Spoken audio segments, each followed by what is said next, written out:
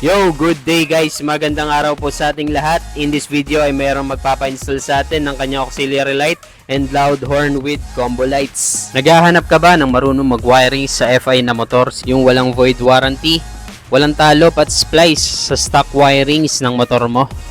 Dalhin mo na dito yan, bossing. Meron din po kaming mga packages na pasok sa budget mo. Okay, nagpa-install si Papsa. May sarili na siyang dala. Senlo M3, 80 watts, saka Pia horn, saka RM bracket. Sa amin galing RM bracket kasi walang bracket si sir. Low beam, right? Tapos high beam, sabay. Ulit low beam tayo. Yan, low beam, horn with combo light. Yan, Pia horn na original din pala yan. Tapos yung high beam, yun lang.